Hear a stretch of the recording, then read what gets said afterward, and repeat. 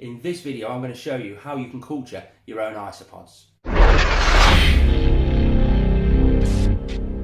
My name's Richard, this channel's called Northern Exotics. We talk all things reptile related, bringing you the most up-to-date scientific information and research to do with keeping your pet animal the best possible way. If that's something you're interested in, please consider subscribing. Firstly, what is culturing? Culturing is basically where you've got a handful of isopods and you're going to breed them, so you turn 5 isopods into 5,000 isopods eventually. And why am I doing this? Simply because I have an awful lot of quite big, elaborate, tropical, bioactive builds that I'm currently doing or about to start doing in the future that I'm in the planning stages of. So I need quite a lot, but I can't afford quite a lot. So I'm saving some money by breeding these and turning this little colony into something bigger. What are we going to need to be able to breed our own isopods? I've got this little couple of litre blast tub. Why am I using this? One, it's got a little bit of a lid there so I can get in it. I could sort of mist it down, I can add a bit of food in there, I can do all that sort of stuff and do a bit of maintenance. If I want to, I can just take the entire lid off. Inside the lid, we've got a couple of little air ventilation holes dotted around. I think there's 8 in total. So I've got a fair decent ventilation in there to stop any mold growth. If I do have a mold outbreak, chances are the isopods are going to eat it. But this is only a small colony of isopods that we've got, so it can't tackle the major mold outbursts. So having the ventilation is extremely vital. You're also going to need some substrate. This substrate is one that I've made recently. If you want to see that video, I'll link it just up there. But it is exactly the same as my tropical substrate. I want these to be acclimatized to that substrate so that when I add that into the enclosures, they're going to not need any real adjustment time, so to speak. You're also going to need some leaf litter, maybe some white rotten wood, so some hardwoods that's rotten. If you go and collect it from the forest or anything, make sure you bang it in the freezer, give it a good freeze, and you can tell when it's rotten because you'll put it in your hand, you'll twist it, and it'll just fall apart in your hands. That's what you ideally want.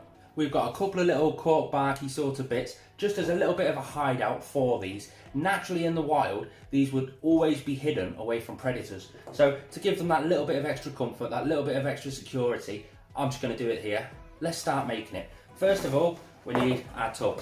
Now this tub, you need to give it a good clean. Now I've cleaned this with F10 reptile disinfectant. I've let it air out for a few days as well. I did it a few days ago. It was done and dusted. Now the biggest tip here that not a lot of people do is I actually do want to add a little bit of a plant into this. So I'm going to stick some substrate in, but not a lot to start with. And if you watch any of my content recently regarding any sort of substrate, you know I'm working on layers at the moment. Layers are massively important. So this bottom layer is going to be extremely compact down. If I want to add a plant into here, it's going to sustain the plant growth. It's going to give them that little bit of extra pressure. If they do go burrowing down, they're going to know the layers that they're going through. It's going to give them that bit of exercise.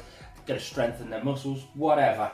I don't know too much about isopods. That's just what I do. It's just better enrichment for all parties involved. And then a bit more of a looser substrate on the top. I've got an awful lot of sphagnum moss in this mix, if you did watch that video on how I did make this. And that's just because I like it to be that extra bit springy. Next step, we're going to give it a bit of a mist down.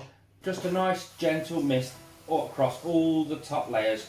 Just there we go. And then the most important part altogether is let it acclimatise to room temperature. That water might be a bit colder, so it will stun the animals as soon as they go in. So leave that for 2 hours just to do what you want. When you come back, simply a case of leaf litter. This is oak leaves, as you can tell just there, and it's dried. I collected these from a responsible source last fall, I think it was, and I'm just going to break it up, whack it in.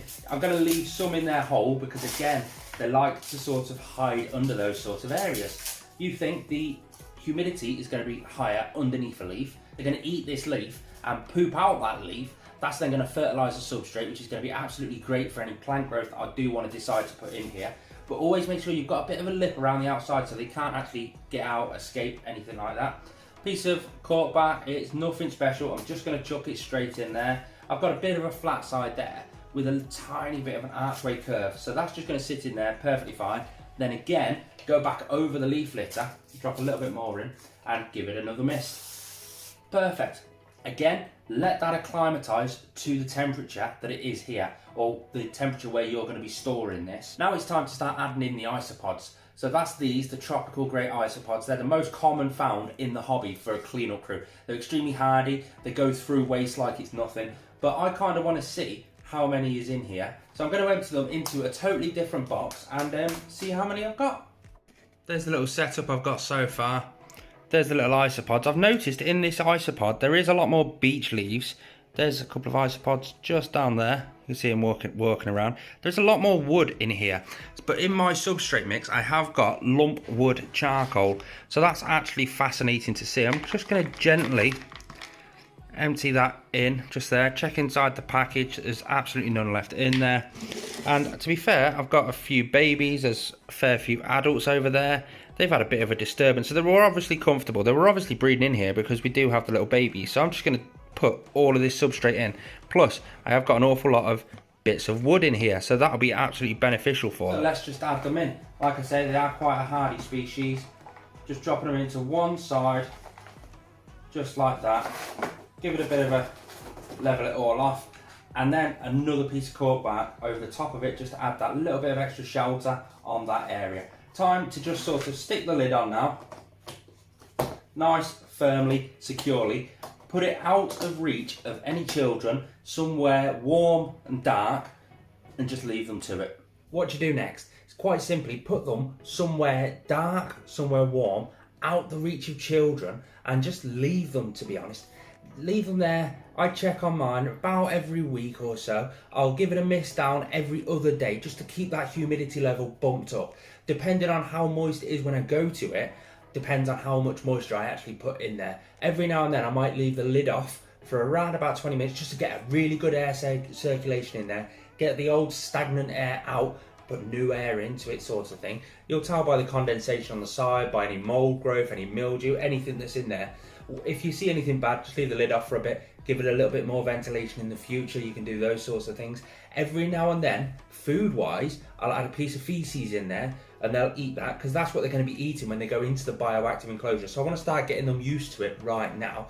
On top of that, you can also feed fish flakes. Me personally, I just use the standard oak leaves that are actually in there, the dried rotten wood. That's what they eat in the wild. That's what I'm giving them to eat right now. Temperature wise, it's quite simple. Room temperature or slightly warmer than room temperature. I've put them quite high up on this shelving unit just here, just because heat rises in your home. So it's always that little bit warmer, that higher up. So I've just left them out up there, out the way. Sun can't get to them. It's dark. They're just going to thrive up there. If you do find you do have any mold issues coming up there, but you can't rehouse them for whatever reason, you could always go to the shop and buy some Springtails. Springtails are little white microorganisms that, again, swarm an area and they will eat any mold or mildew or anything like that. They're also a great additive to a cleanup crew. You will see some tiny white little bugs inside near enough every bioactive enclosure, whether you've put them in there or not. Sometimes they come in on plants. Sometimes, I don't know how they get there, but every bioactivity that I've ever set up has always just randomly appeared some Springtails. In the comments, let me know if you guys do anything different. I'm not massively clued up with isopods. I've done this a few years ago and it works absolutely perfect for me. That's why I'm doing it this way now. But if you've got any advice for me, stick it in the comment section down below. And I'll always reply to them, and I'm always willing to learn myself. Anybody else who's watching this can also go down in the comments and have a read on what you put. But from me, thanks for tuning in. I appreciate you all. If you have learned anything, hit the thumbs up button. If you're new around here, please consider subscribing.